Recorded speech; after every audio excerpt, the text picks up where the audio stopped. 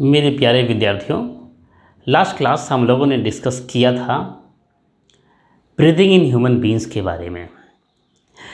हम लोगों ने बात किया था कि we respire oxygen through our nostril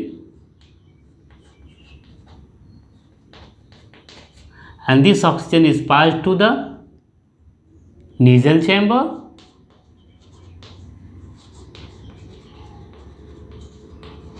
from nasal chamber it is brought in the pharynx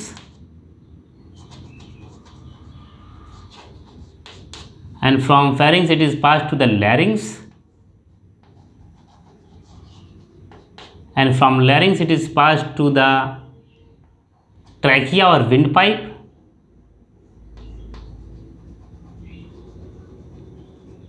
or windpipe.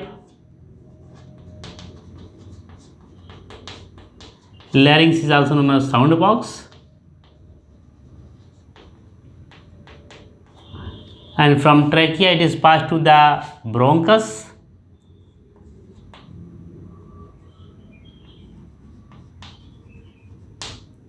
bronchiole,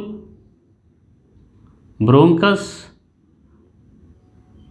to bronchiole,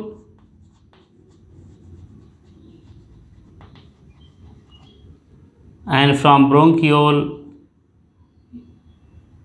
it is passed to the bronchi,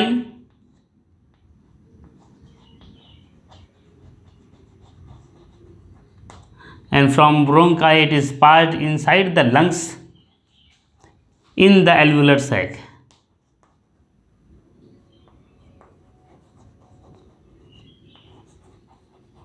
From alveolar sac oxygen enters inside the blood,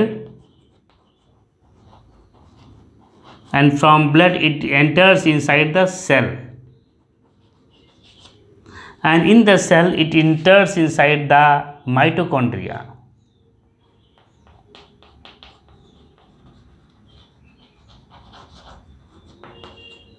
Here in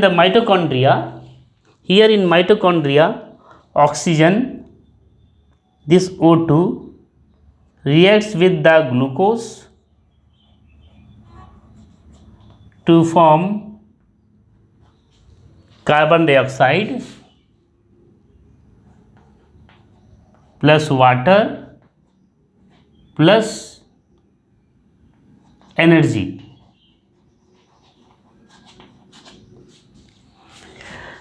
main motto सब कुछ इस पूरे process का सबसे जो chief character है वो मुझे एनर्जी चाहिए। एनर्जी के लिए मैं ऑक्सीजन ले रहा हूँ, सब कुछ एनर्जी के लिए ही हो रहा है, एनर्जी यहाँ मिल गया। Now this oxygen, now this carbon dioxide is passed to the cells, from cells it is passed to the blood, from blood it is passed to the alveolar sac, from alveolar sac this carbon dioxide is passed to the bronchus, and from bronchus it is passed to the bronchi, and from bronchi it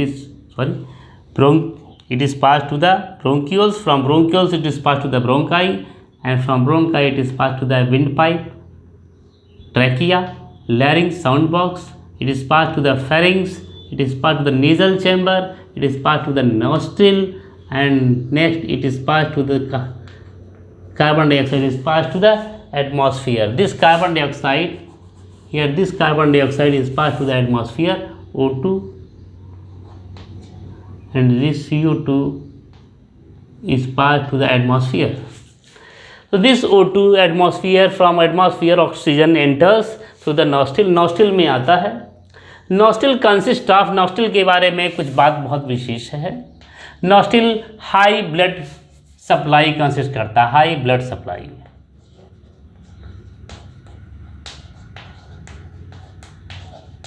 Nostril has high blood supply. Nostril has numerous hairs.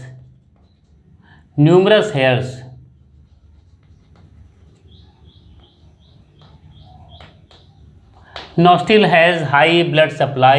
Nostril has numerous hairs. Nostril के अंदर बहुत ज़्यादा blood supply होता है। As a result, it warms the air, जो हवा हम लेते हैं उसको वो वार्म कर देता है। तो सबसे पहला है nostril has high blood supply. कौन सा काम करेगा high blood supply? Warms the air.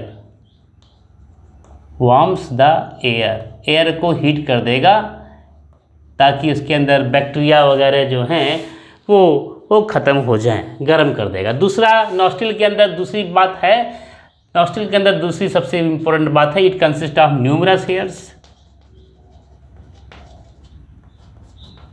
इसके अंदर हेयर्स बहुत ज़्यादा नाक में होते हैं और ये unwanted substance, it prevents the entry of unwanted substance inside our nostril, nose, prevents the entry of unwanted substances,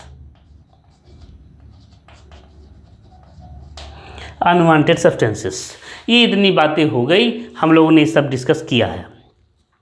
अब मैं लास्ट क्लास में मैंने बताया था कि ऑक्सीजन ग्लूकोज के साथ में रिएक्ट करेगा, कार्बन डाइऑक्साइड बनाएगा और वाटर बनाएगा और एनर्जी बनाएगा। This process is conducted inside the mitochondria, ये माइटोकॉन्ड्रिया में कंडक्ट किया जाता है। अब हम अपने मसल सेल्स के बारे में बात करेंगे, मसल सेल्स के बारे में।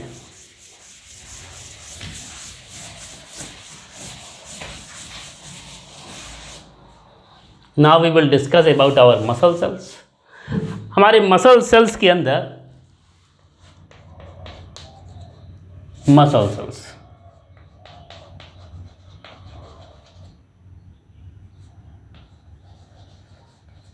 मसल सेल्स में क्या होता है? In our muscle sales,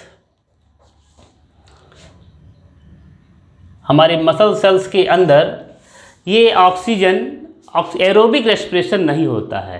respiration takes place in respiration takes place anaerobically. Here glucose is just converted in the form of lactic acid। याद करना पड़ेगा, हमारे मसल सेल्स के अंदर एरोबिक रेस्पिरेशन नहीं होता, ऑक्सीजन की आवश्यकता नहीं होती है। ग्लूकोज डायरेक्टली कन्वर्ट हो जाता है लैक्टिक एसिड के फॉर्म में, lactic acid plus energy, lactic acid plus energy में कन्वर्ट हो जाता है। जबकि हमारे बॉडी सेल्स में यहाँ पर lack of without oxygen, without oxygen है। मतलब ये कौन सा रेस्पिरेशन है? ये रेस्पिरेशन एनारोबिक है। जबकि ईस्ट में अगर हम बात करेंगे, इन ईस्ट के अंदर हम बात करेंगे, ईस्ट में glucose is converted in the form of ethanol plus carbon dioxide plus energy।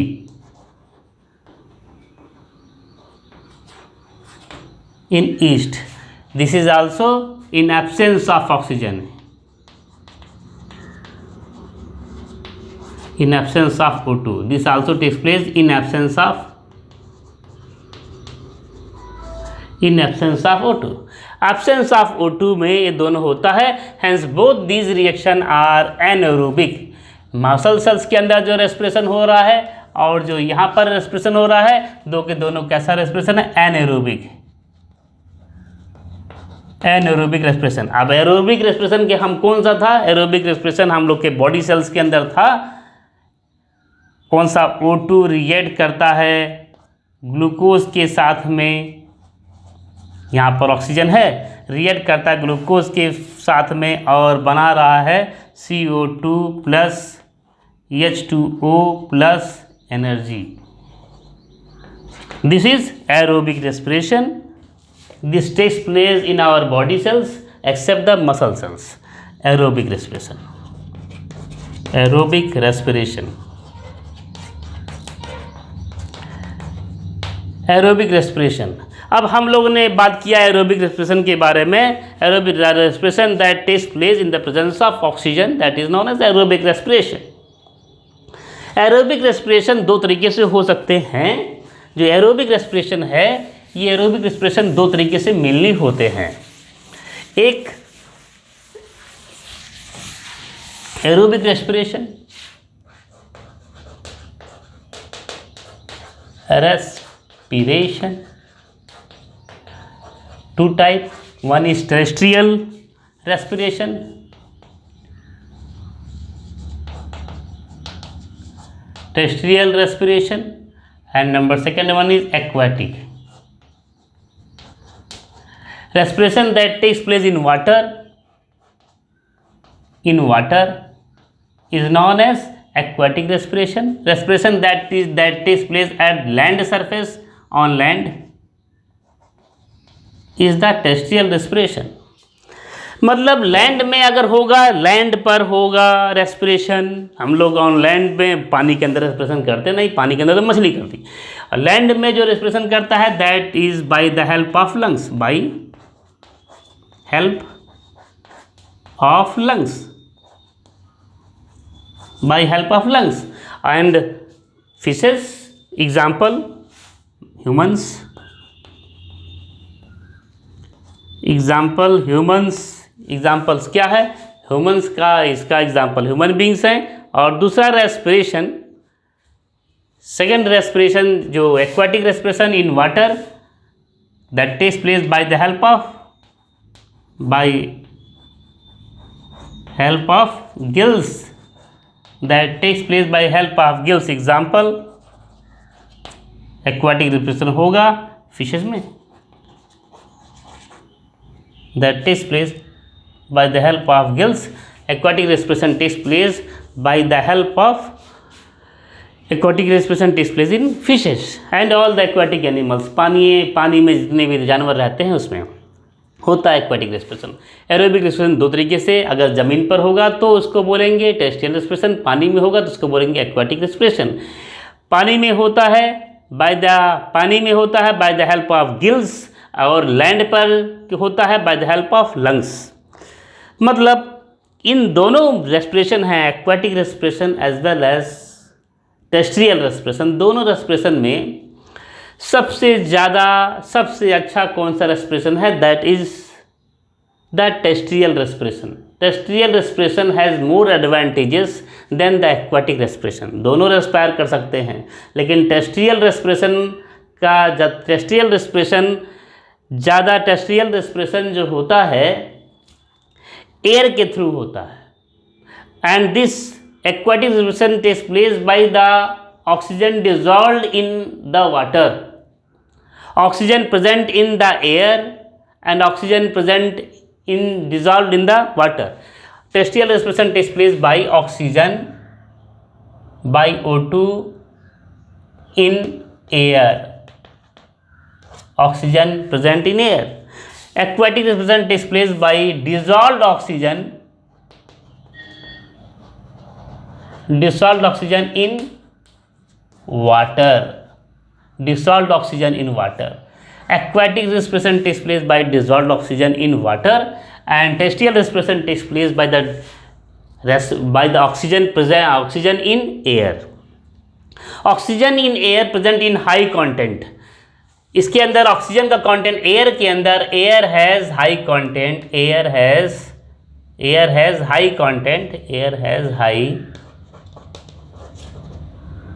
Content of O2, while water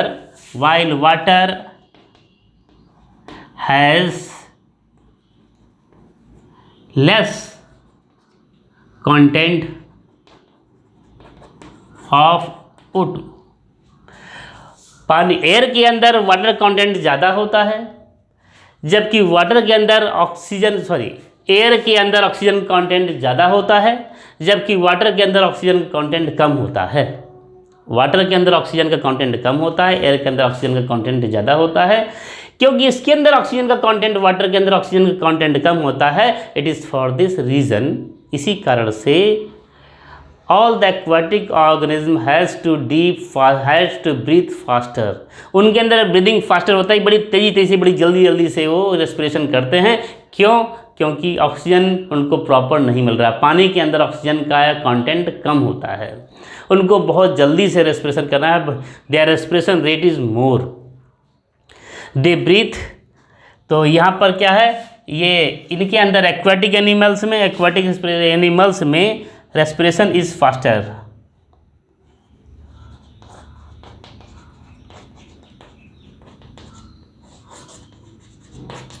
respiration is faster, respiration यहाँ पर फास्ट होगा। क्यों होगा यहाँ पर रेस्पिरेशन फास्ट? क्योंकि ये वाटर, ये रेस्पिरेशन करते हैं oxygen present inside the water.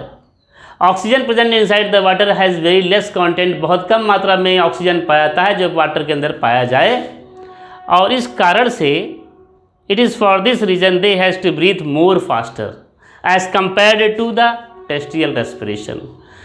This is all about today's lecture, and in the next class we will discuss about the heart, its structure. Okay, thank you. Bye.